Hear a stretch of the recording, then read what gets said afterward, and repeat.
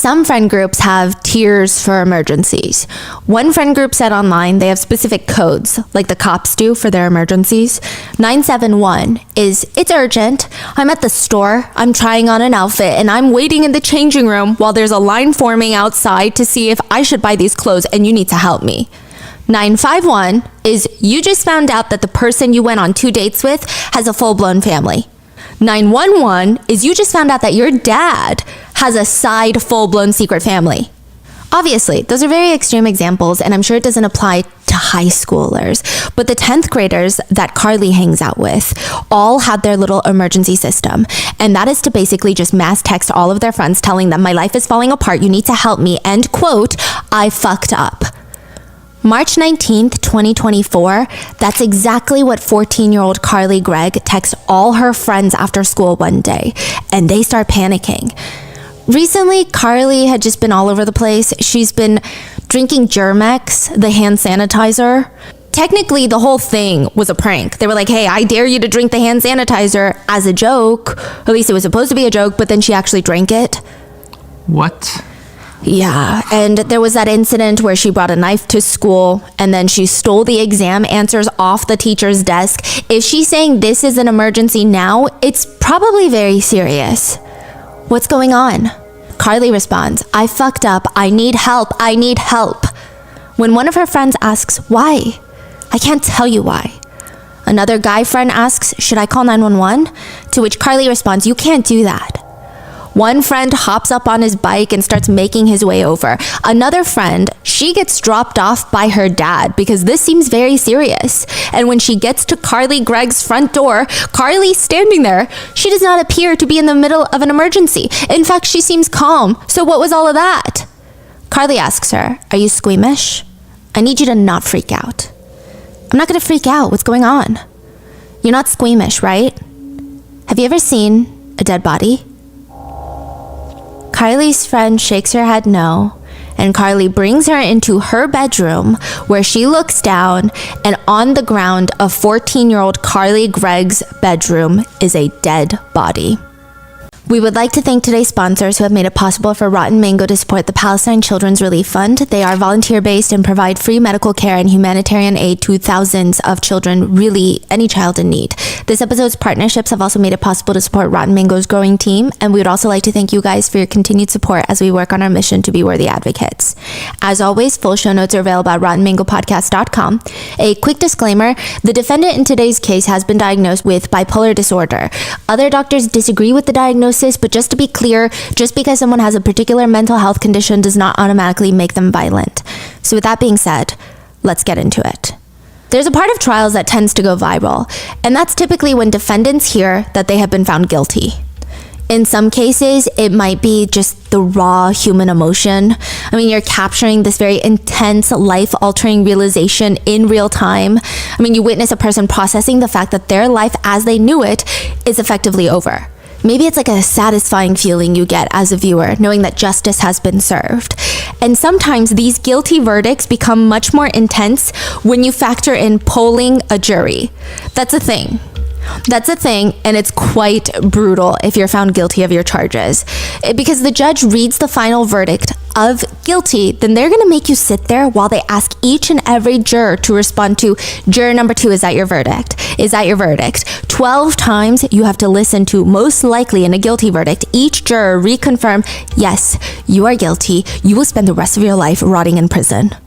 So polling a jury is just confirming? Yes. Double check, okay. It's not done in every case, but when it is done, it's pretty brutal. But why do they do that? One of the sides will request it in advance. So it takes enough time, and I think the repetitive nature of it, I think it really starts feeling emotionally volatile for some people. And there is nothing you can do but watch as your fate has been sealed. You can't beg the jurors to change their mind. You can't even talk to the judge. You also can't go and hug your family that's sitting behind you in court. You just sit there and you listen. For 15-year-old Carly, she has to sit there and listen to 36 different, is that your verdict? Yes, guilty. As to count 1, we, the jury, find the defendant, Carly Madison Gregg, guilty of first-degree murder as charged in the indictment. Beginning on the first row, ma'am, is that your verdict? Sir, is that your verdict? Yes, sir. Ma'am, is that your verdict? Sir, is that your verdict? Ma'am, is that your verdict? At first, with the judge reading guilty for her 3 crimes, she almost has no reaction. And then, with each juror's confirmation, her face gets more red, it's getting scrunched up, she starts sobbing, and in the span of 5 minutes, you see her go through a whole chain of emotions.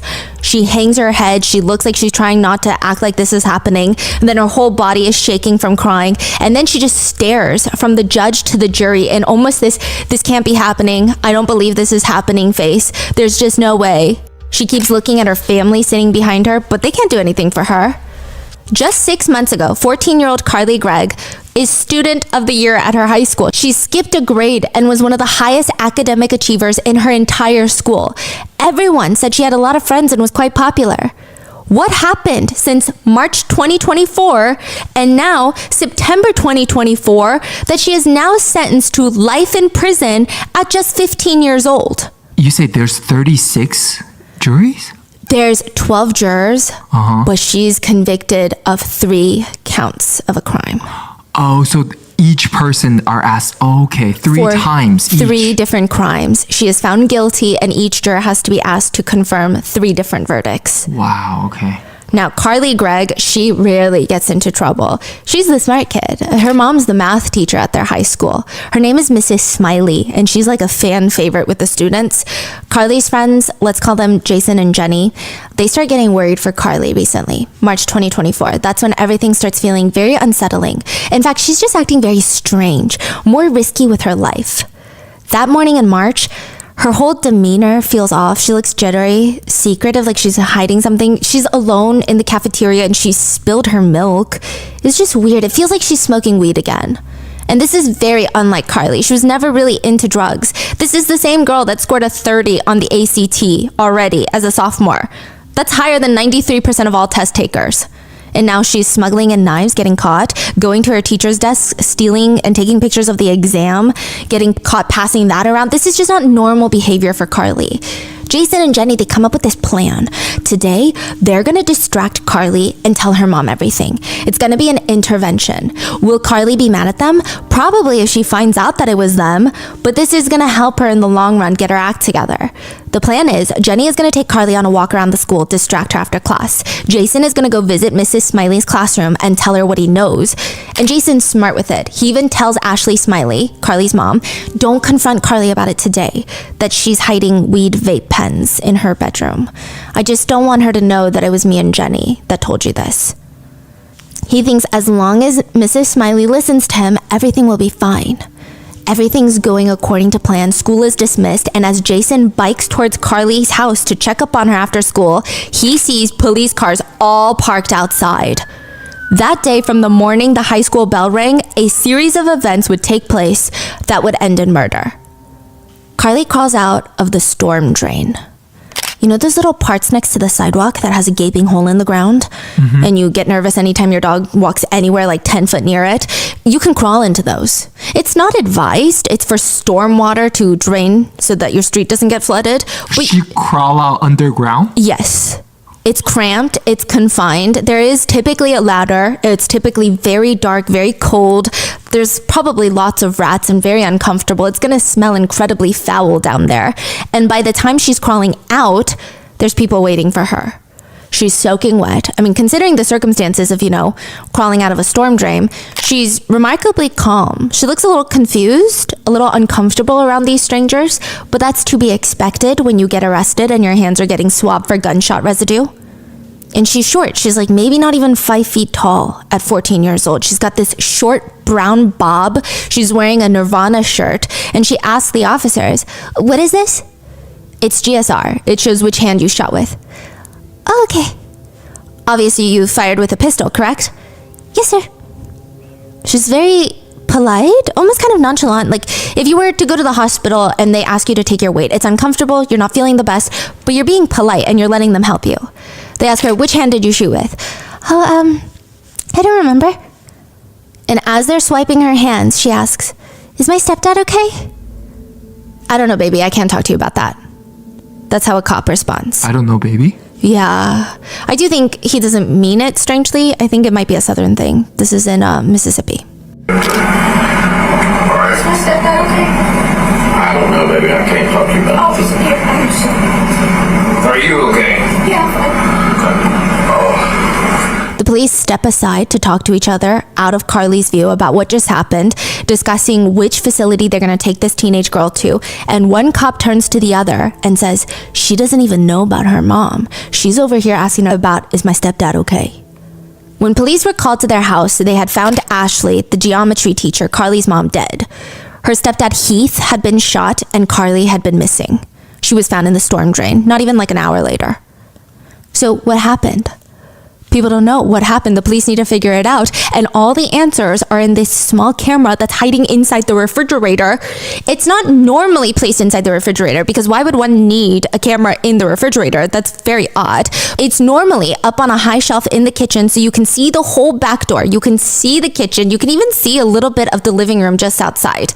But they find it behind stacks of water bottles in the kitchen as if someone was intentionally trying to get rid of this camera. In the refrigerator? Yes. Because I guess the police would look in the trash.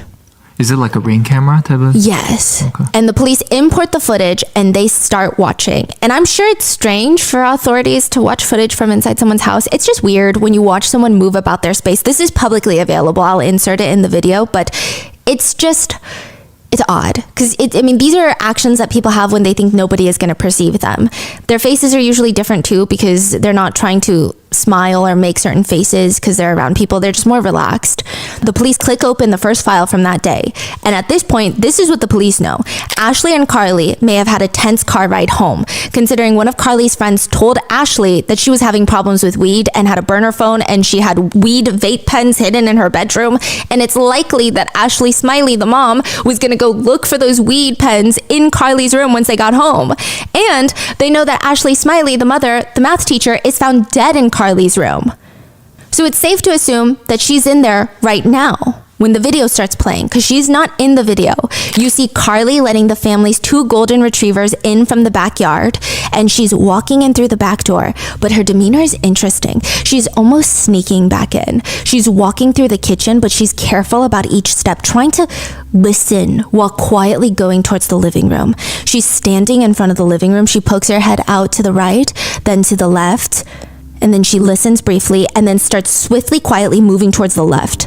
She comes back into frame holding something behind her back.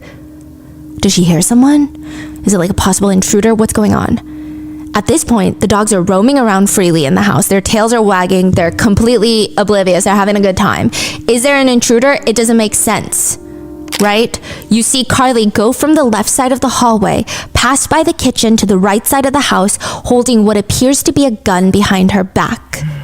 Then, it's on the camera? Yes. You don't see the gun that well because she's hiding it, but it appears to be a gun because right afterwards you hear a loud gunshot. Then dogs start pacing. Then you hear a high-pitched squeal of some sort. It sounds like someone had been shot and they're squealing. Then another 2 rounds go off.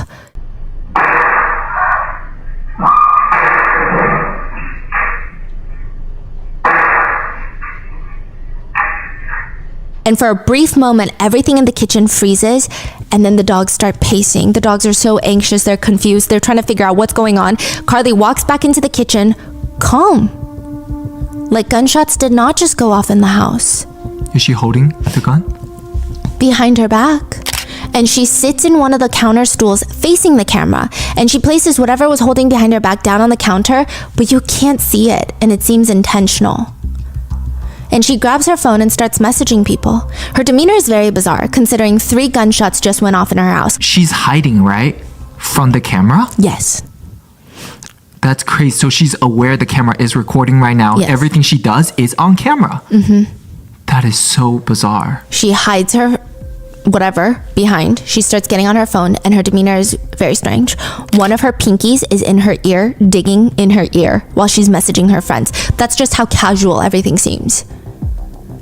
And then you hear someone kind of moan for help, but I think because of where the gunshots were, it sounds like someone's last breath, but it almost sounds like a humming noise, like someone's singing. It's a little unsettling considering when you know in hindsight.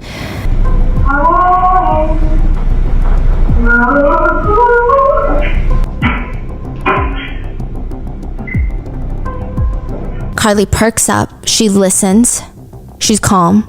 She's like an FBI agent almost. If I were watching a movie, I would think this kid is like an FBI agent at the scene of the crime, ready to go. She's alert, cool, calm, collected. She's not pacing around like the dogs are. She just grabs the gun from behind her back and then gets out of there. Briskly walks to the right side again. In fact, the dogs are looking at her, trying to figure out what to do. They're terrified. Their tails are down. They're very panicked. And by the time that Carly comes back, her mom is dead. There's no gunshot, right? No. Carly goes to the kitchen, tells the dogs it's okay, and leads them back out to the backyard. She does not look fazed, even in the slightest. It looks like she's just another kid back home from school. But she's texting her friends, it's an emergency, and one of them comes over. And she asks, have you ever seen a dead body? Are you squeamish? I need you to not freak out. Do you want to see one? She had been shot in the face. She shot her mom 3 times in the face.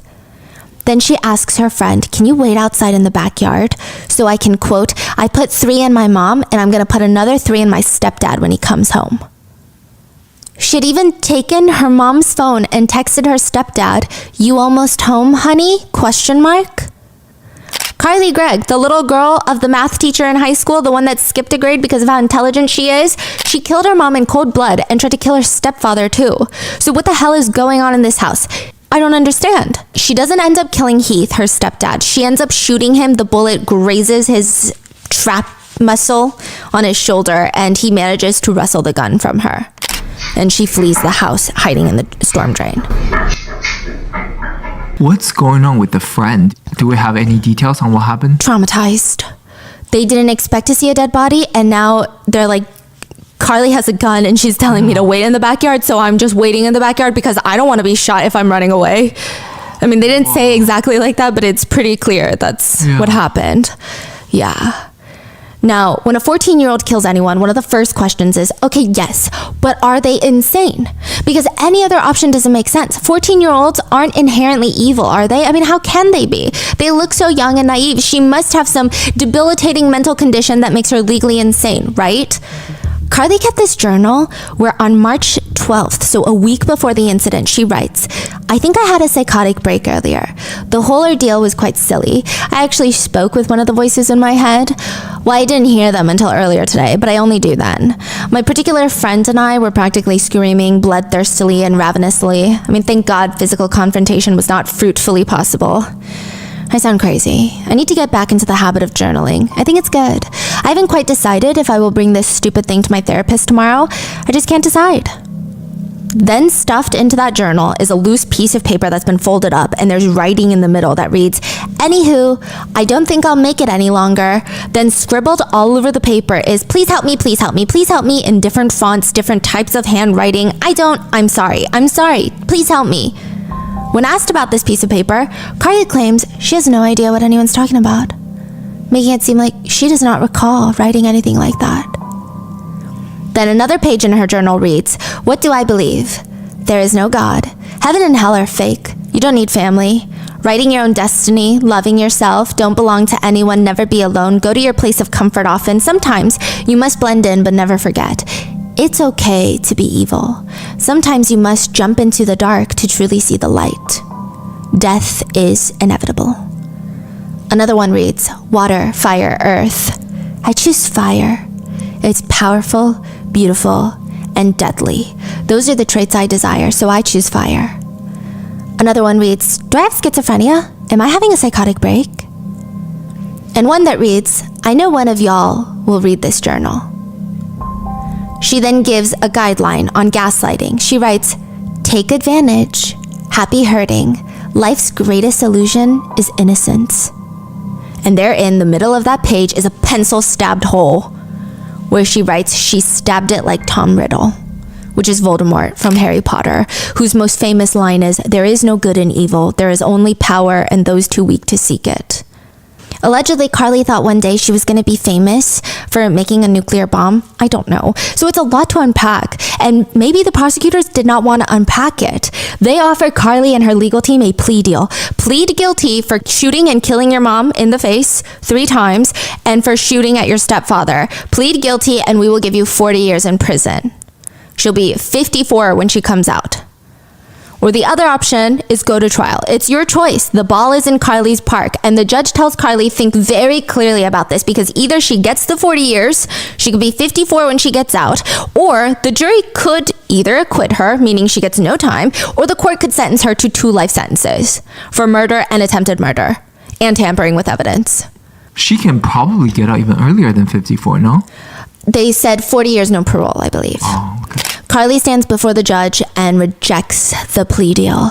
That would probably be the 3rd worst choice in her life. The first worst would probably be shooting her mom, then shooting at her stepdad, and now this. All right, Miss Gregg, did you receive that recommendation of 40 years? Yes, sir. And it was your choice and your choice alone to reject that recommendation? Yes, Your Honor. She now has to convince the jury, even with all that footage in the kitchen, the dog's going crazy, that she is insane, she was lost in her mind in those moments. She also has to sit there and listen to Heath, her stepdad that she tried to kill but was unsuccessful, be alive, and sit on the witness stand to talk about what happened that day. Heath Smiley is Ashley Smiley's husband, Carly Gregg's stepfather. He testifies, and his testimony has been quite controversial. I will say he does appear to be quite lethargic during most of it, emotionless even. That was Carly screaming, and you heard me holler, "What's the matter?" But remember, this trial is actually exponentially speedy. I mean, most murder trials, they take years for the prosecution and the attorneys to get through all the evidence and discovery and all of that. This happened 6 months after the crime. So it's very fresh. Everything is incredibly raw still. He could be medicated. He could be emotionally guarding himself to protect himself. There's a lot of reasons he could not be emoting the way we want him to. But on the stand, he talks about how he and Ashley got married a few years ago in 2020. They met in 2019. The way he describes his wife is super nice, real smart. He's not Carly's biological father, but he felt like she was his biological daughter. The whole family, they were still in this honeymoon phase. They would go out. He would take Carly to karate lessons, guitar lessons. And then obviously everything changed March 2024. He walked in through the door after work and saw a gun go off right next to his face. He was maybe in the door 3-4 inches. The gun was about a foot from his face. The bullet grazed through his shoulder trap muscle area.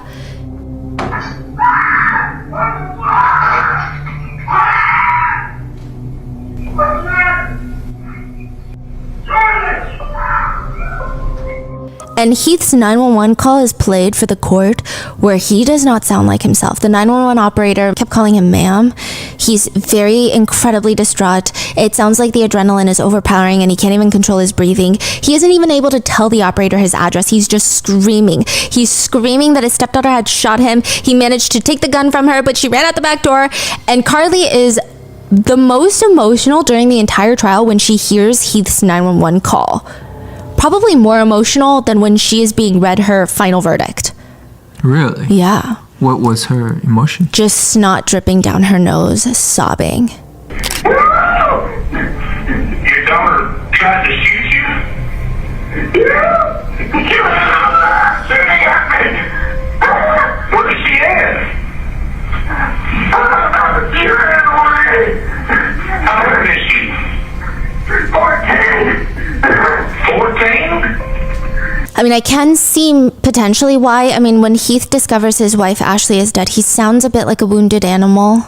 I mean, I say that to paint a picture for you. It's pretty heartbreaking. He screams, she killed her mom, she killed her mom, she's dead on the floor of my daughter's stepdaughter's room, she's on the floor.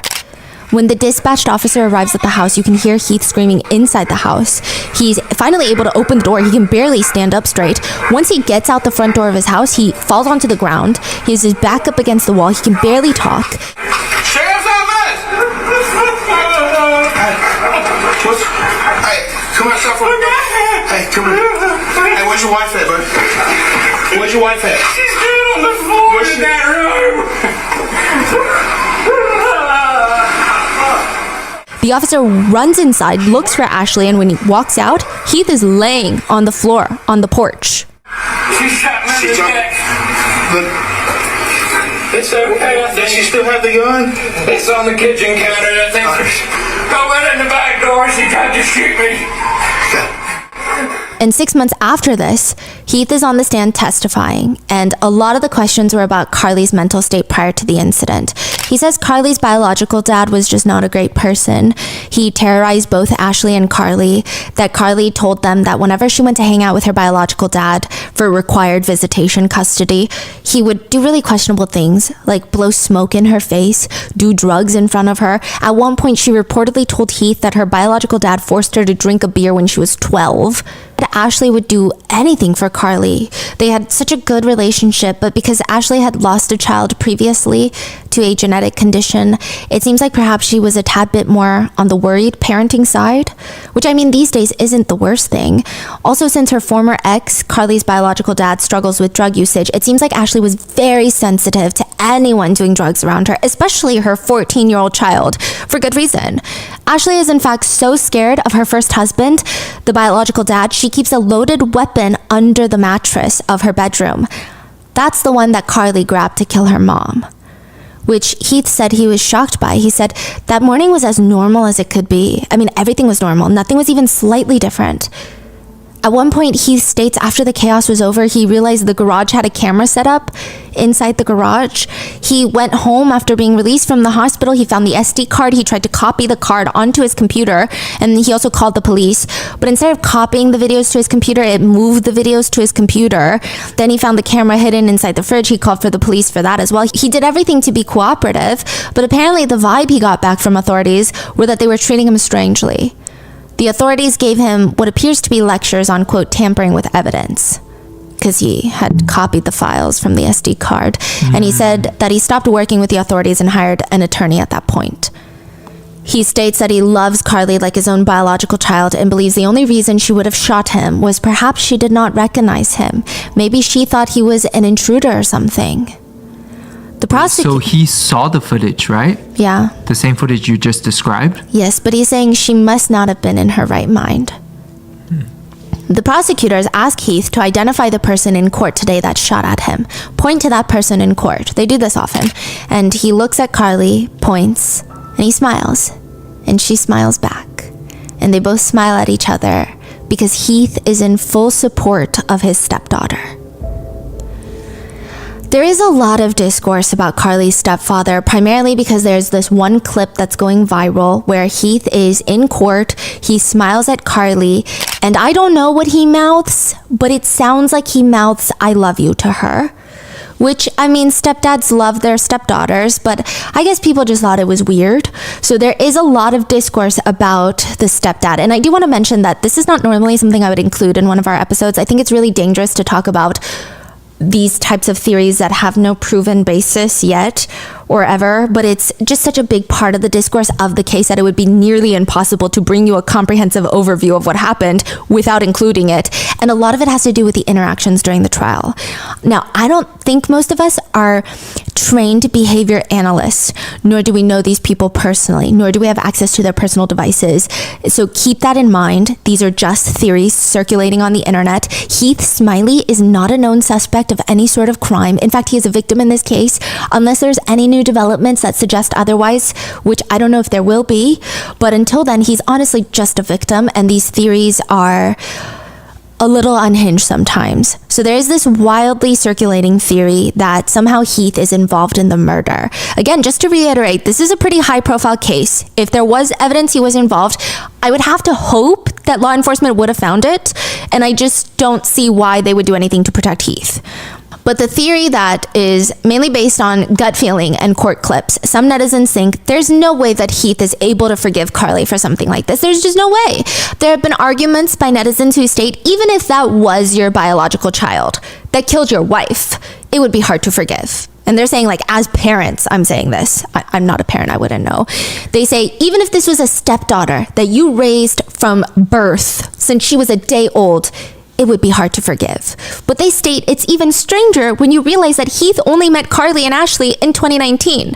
So Carly was maybe around 10 years old, 11 years old. I'm sure they've bonded. I'm sure there's a strong relationship, they say. But they argue that it's just not enough time, they believe, to form a bond so strong that you would want to stand by her side through all of this. Not only did she shoot and kill your wife, she tried to shoot and kill you.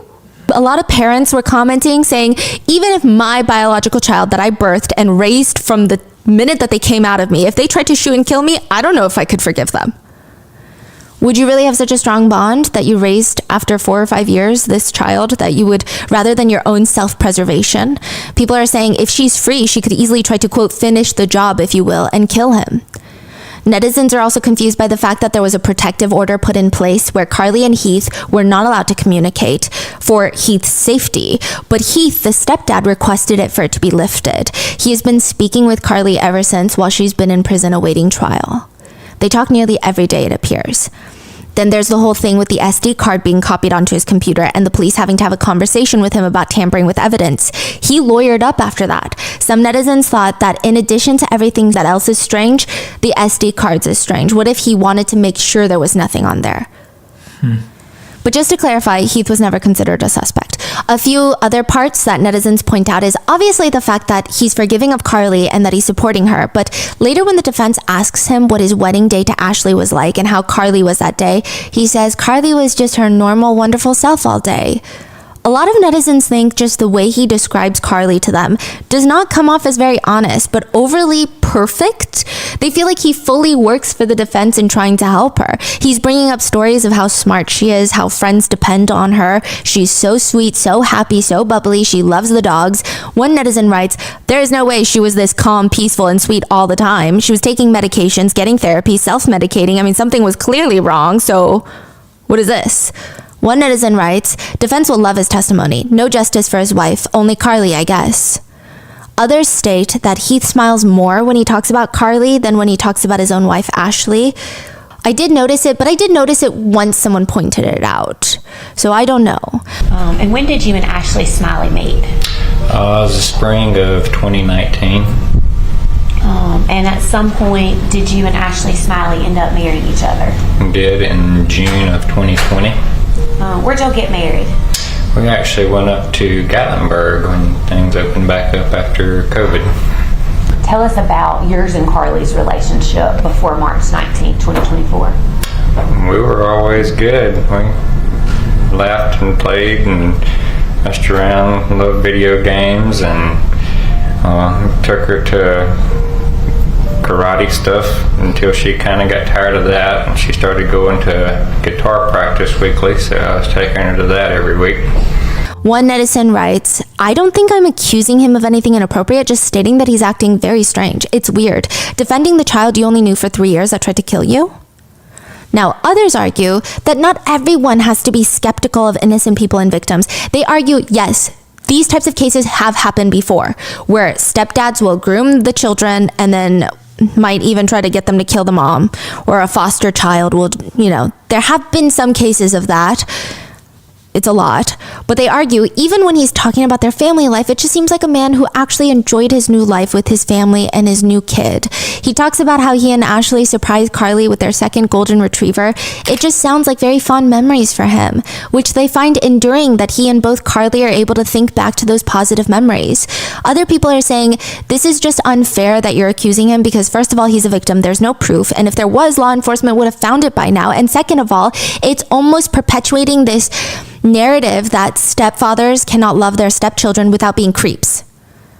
So they're saying it's just, why can't we just be nice parents and not be misconstrued as creeps that are trying to groom their stepkids?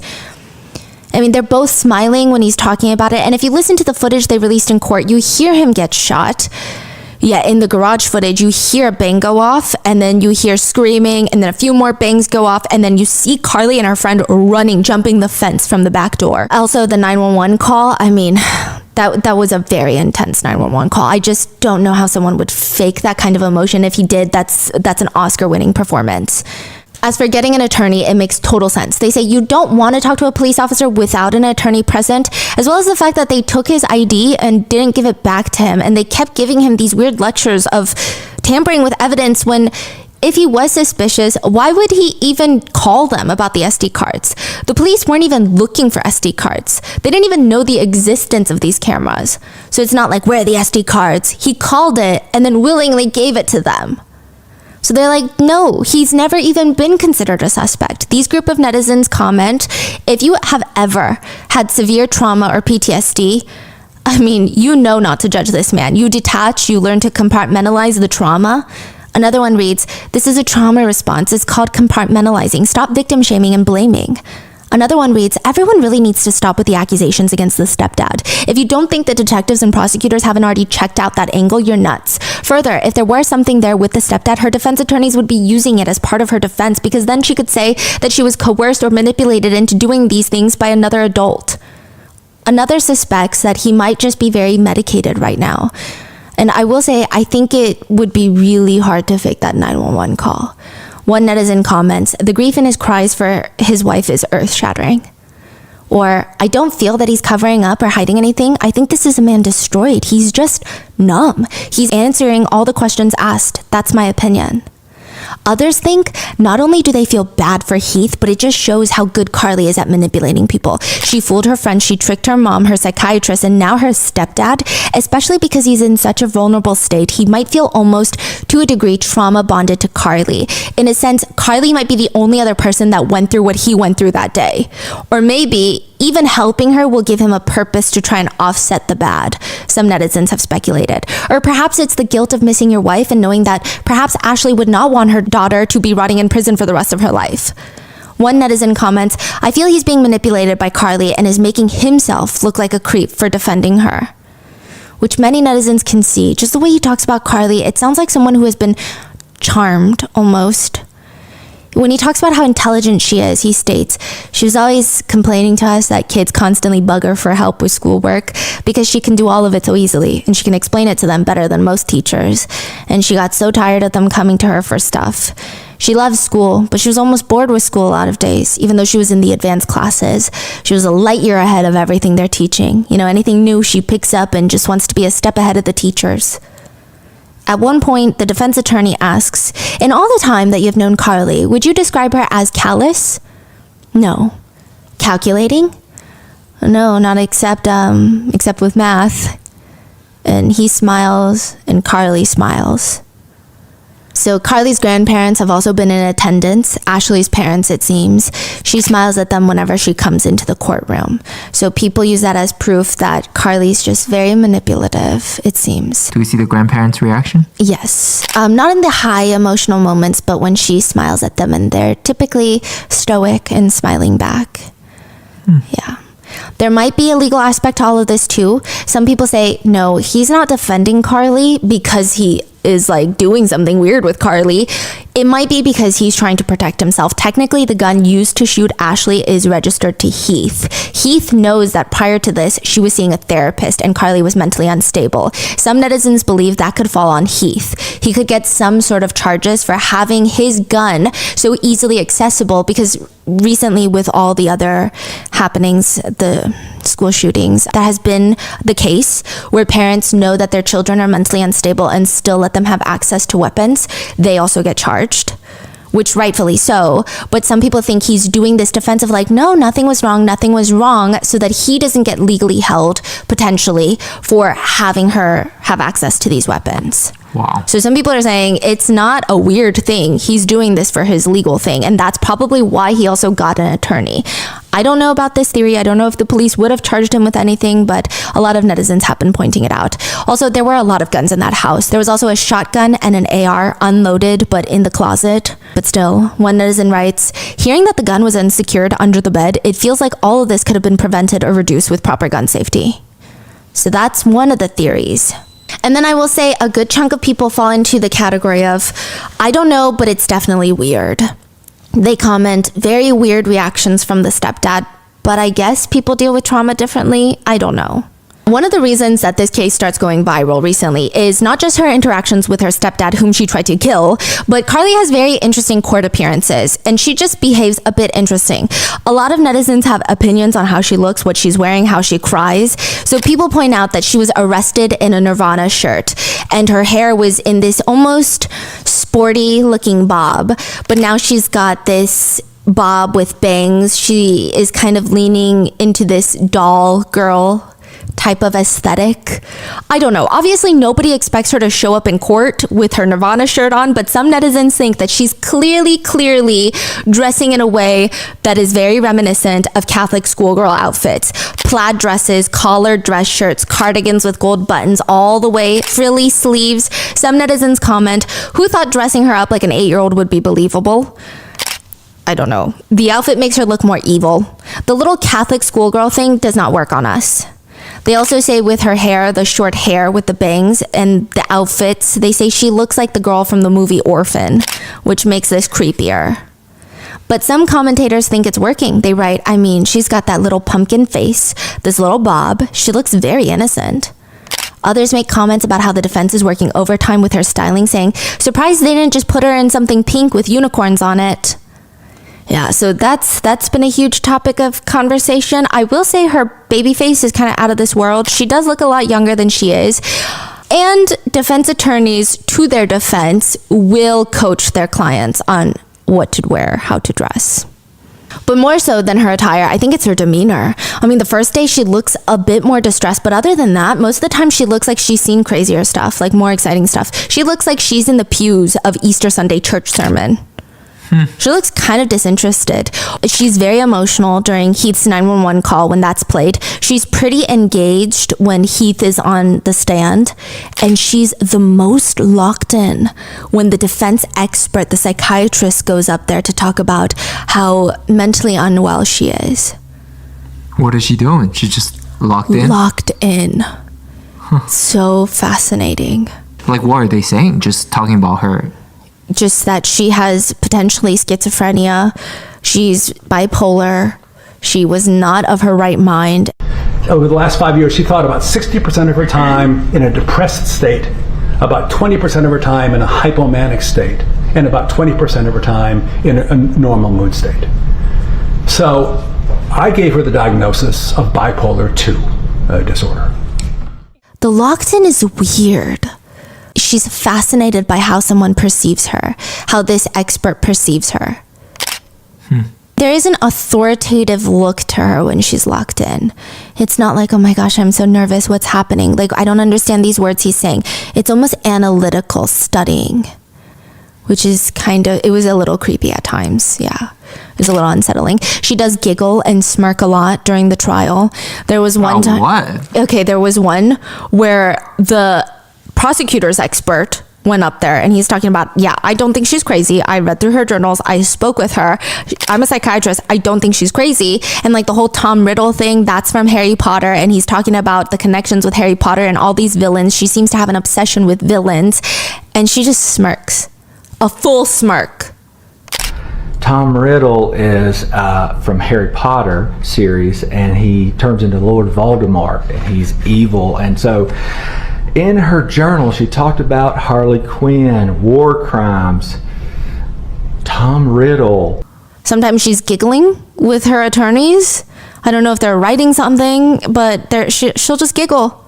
She scribbles something on a piece of paper, her defense attorney, and I don't know what the context is, but she thinks it's hilarious and she just starts giggling. It's just not appropriate. Another point of frustration for netizens is she really only cries when someone calls her a victim of some sort. She just can't help but cry. And there are other times when her defense attorneys talk about how close she is with her mom. She starts blinking rapidly, her lips get thin, and she starts nodding up and down like, yes, we were. A lot of people feel like it's very forced. You tell me. She also does this thin-lipped, looking down, shy smile. When the defense talks about her grades and how smart she is, like, oh, stop, I'm embarrassed. Or when the defense talks about how she's not a deranged child, she's not a troubled child, she does these strange little no head shakes and her lips are thin, like she's trying to cry and she just shakes her head no. It feels like she's very performative for the jury. And it just doesn't feel natural. A lot of it's not working. No, a lot of the comments read, me when I force myself to cry. Sometimes she'll have these moments where she just looks straight into the camera of the live streaming court stuff where it just feels like she's breaking the fourth wall. The whole thing is unsettling. She'll just stare straight into the camera. Many netizens also point out that she just cries at weird times. I mean, she could be in her head, but she'll just start busting out into tears while they're swearing in a witness, like a random witness, like a police officer who's probably not going to say anything crazy, but she'll just start crying while they're being sworn in. It's just very odd. On top of that, when a state witness, so her opposition, if you will, if they state something about her that puts her in a negative light, she'll just sometimes smirk here and there. And then she'll like take these side glances to her stepfather who's sitting in the court supporting her, and then they'll smile at each other, and her behavior is definitely unsettling, and it's not working in the defense's favor because their whole argument here is that Carly is insane. They state that prior to this, they're saying she is like the poster child for someone who might have a psychotic break. They're saying that her biological father is bipolar. Now, the state brought up an expert who said, well, I went through her father's medical records because I was allowed to, and I saw that he had a 1-hour consultation with a doctor, and they diagnosed him with bipolar disorder, bipolar 2 to be exact. But 1 hour is not enough, and that same doctor prescribed him Adderall, which is an ADHD medication, and this psychiatrist for the state is saying that is not common. When you have someone with bipolar 2, you would be very, very hesitant and careful to prescribe a controlled substance like Adderall. The defense also states that her dad is schizophrenic, and they state that that means Carly has a higher chance of being schizophrenic, but he has never been diagnosed, at least from what the state could find, of having schizophrenia. They state that prior to this, Carly was seeing a therapist here and there for a few weeks because she was just having bouts of depression. She just became very lethargic. Her mom was really worried about her. She would go see this therapist like once or twice a week, never mentioned hearing voices, but suddenly in prison after the murder, she reports that she's been hearing voices since she was a little kid. The state's experts argue that's actually not very realistic. People don't start hearing voices when they're 7 years old. Maybe it's an internal monologue that they mistake as a voice in their head, but these hallucinations don't come in that early and that consistently. They also state that Carly was put on antidepressants. She was first put on Zoloft, and that made her feel like a, quote, zombie. They switched her medication to Lexapro. They think that that medication switch also caused a psychotic break in her head. The state is arguing Lexapro usually causes self-exit ideations, not homicidal ideations. So this just doesn't make sense either. Like, are we really pulling the Lexapro defense? Because it doesn't really work. The defense also states the weed, the self-medicating, was also very volatile for her mental state, which most people argue it's just weed. She should not be doing it at 14, but it's just weed. And a lot of comments were saying if she was doing meth, cocaine, crack, all these things, I might be like, okay, yeah, that could probably cause a psychotic break. But weed, people were saying it doesn't make any sense. They also state that coupled with sudden disappointment that she knew her mom was feeling because on the way home, she found out that her mom found out that there were vape pens in her room. She didn't want to feel that disappointment because she loves her mom so much that it rendered her into a state of psychosis, and then she murdered her mother in a state of psychosis. So would I say out of all the insanity defenses that I've researched before, is this a good one? I would say it's probably one of the worst ones. Especially for a 14-year-old, I feel like you could have done an okay job considering her age. What do you mean you could have done an okay job? Because she's already 14, she's been in therapy. I feel like there would have been a lot of ways for a good defense attorney to try and spin a whole story about how she's unwell. I don't think it would have been believable in the end, but these defense attorneys were very questionable. Really? Yeah, I think they were probably, one of the worst defense attorneys I've seen. And the biggest thing is, the defense states that before Carly shot her mom, she blacks out, doesn't remember coming home, okay? She gets home, blacks out, shoots her mom. She comes to in the storm drain. She crawls out of the storm drain. But the state points out the fact that in the body cam footage, her hands are getting swabbed, and then she confirms it's a pistol. She asks about her stepdad. So they're asking, okay, how could you black out and still remember those things? Additionally, her psychiatrist is stating that she is having these nightmares where she hears gunshots go off. And this is in prison while she's awaiting trial. Now, the state argues, if you blacked out, you don't remember. So why would you have these PTSD-like dreams about it? If you don't recall that, if that's not something that you did, how could you have nightmares about it?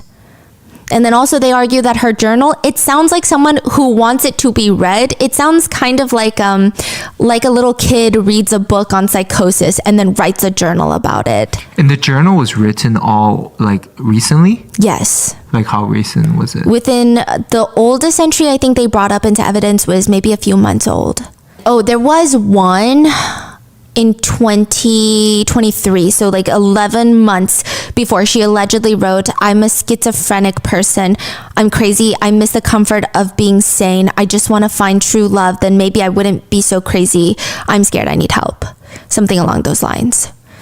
And the psychiatrist for the state was like, again, it just sounds like every symptom in the book that she's trying to replicate into this journal.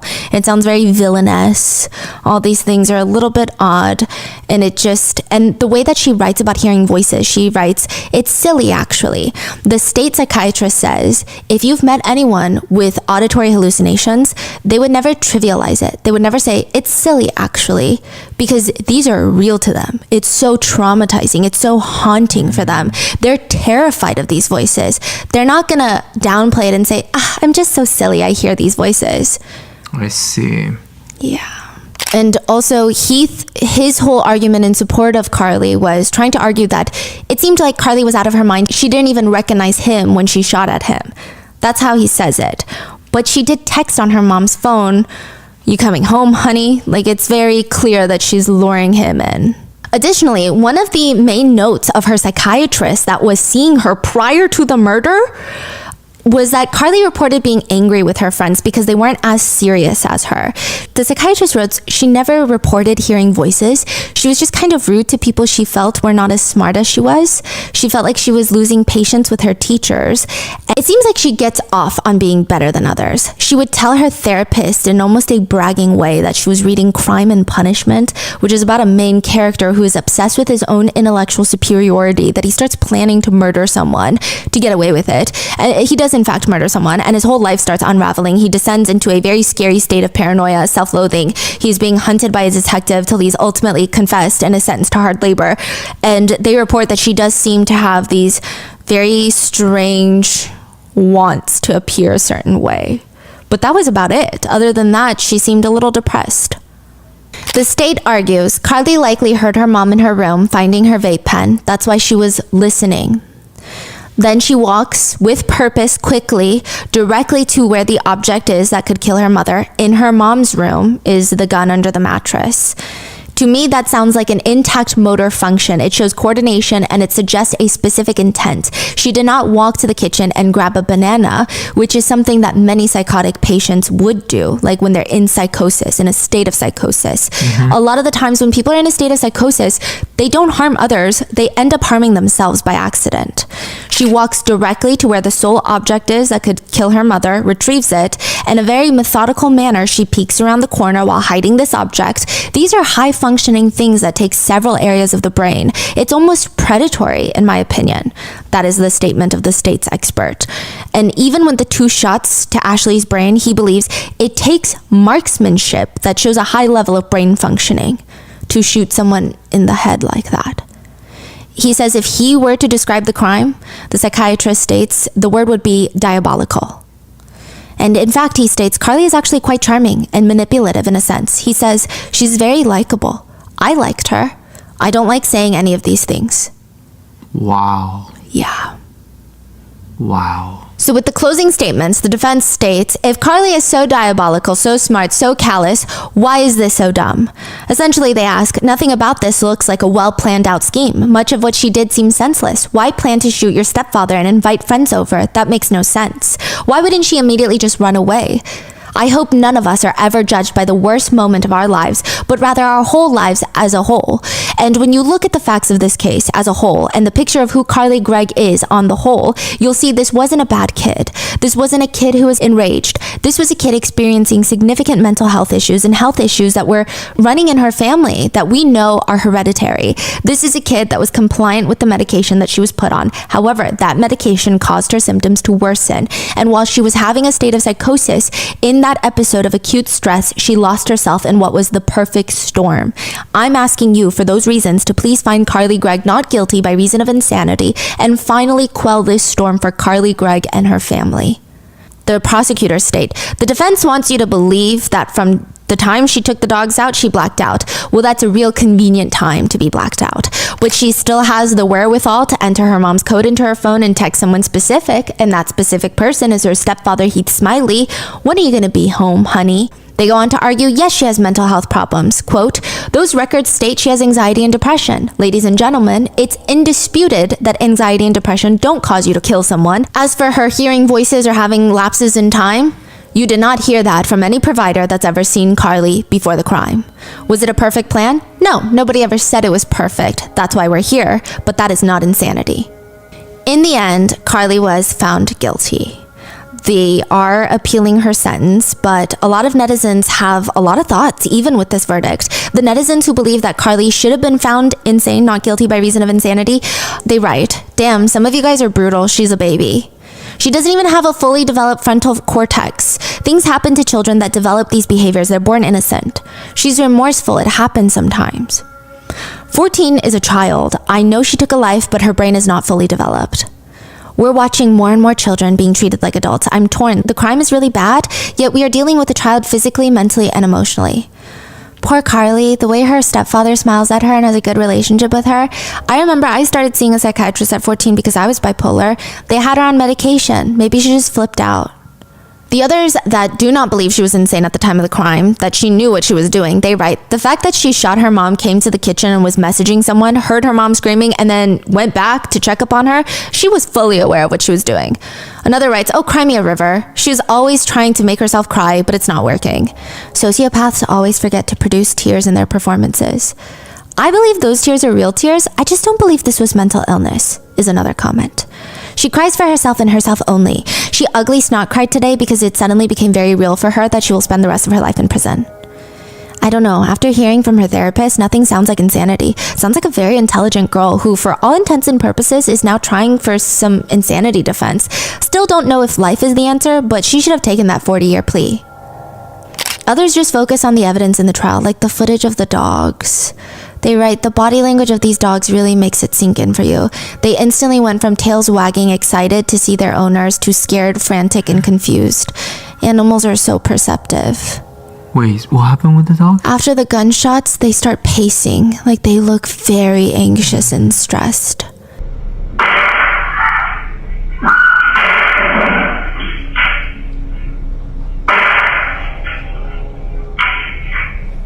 Others are just using that as a chance to bully a 14-year-old. They write, it's the chin pimples for me. Hope they sell Proactive at the commissary in prison. Others are just talking about her strange courtroom cries and smiles. They write, it's the fake convulsions and strained face for me. Others think Carly is enjoying the trial, and they write, look at her. She's both horrified and fascinated by what she's done. She has been sentenced to life in prison for the murder of her mother, the attempted murder of her stepfather, and 10 years for tampering with evidence. Her attorneys have expressed disappointment, and What temper with evidence? Oh, hiding the cameras. Oh, okay. Yeah, they state that Carly knows this is not the end, meaning they're going to be appealing the verdict, which could be possible. I imagine if she claims ineffective counsel, there were parts where the defense was just doing things, and I'm like, what is the purpose of this? For example, the body cam footage where Carly is arrested and her hands are being swabbed, the defense kept bringing up the fact that one of the officers muted his body cam after swabbing Carly's hands. He states that he did it because he and the other officers were talking about personnel issues, like who's going where and who's taking where who, and those are lots of officers' names that don't need to be included in this evidence, right? And it's not like they were interacting with Carly at the time that they muted it. They were stepped off to the side. There were other officers with Carly.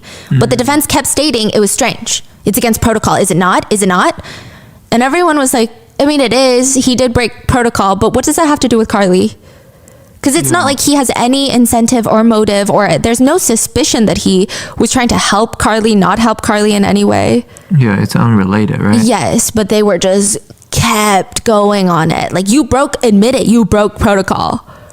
A lot of the expert stuff didn't make sense. They state that she was diagnosed after the murder with bipolar 2 and was having auditory hallucinations her whole life. But auditory hallucinations can happen to those with bipolar 2, but aren't as common. So everything just felt very wishy-washy. I don't know. She could have bipolar 2. She could have been having auditory hallucinations, but it just nothing made sense. In fact, they just basically went up there and read someone the DSM-5 is what it felt like. They were like, you know what? It could have been this, which symptoms include blah, blah, blah, blah, blah. DSM-5 is the diagnostic manual for psychiatrists. It just felt not specific to Carly and just more so a regurgitation of information of things that could possibly happen to someone when they have maybe certain conditions. It just didn't make sense. And some comments just read, this is justice. She could have admitted guilt and gotten parole after 40 years, but she didn't. She didn't admit anything, and now she gets life in prison and will never be released. She chose this. Another comment reads, she is truly shocked. She thought because she was 14 and looks 12 that it was going to go in her favor. Another comment reads, the thought of someone carrying their own killer in their stomach for 9 months is truly creepy to me and depressing. Another just reads, adult decisions have adult consequences. What are your thoughts on this case? It seems like everybody is very divided. Some people think that she should just be hospitalized. Others think that she should be acquitted. I would say most are pretty happy with this conviction, but they wonder if there's a lot of other theories roaming around. What are your thoughts? Why do you think she killed her mom? Just pure evil?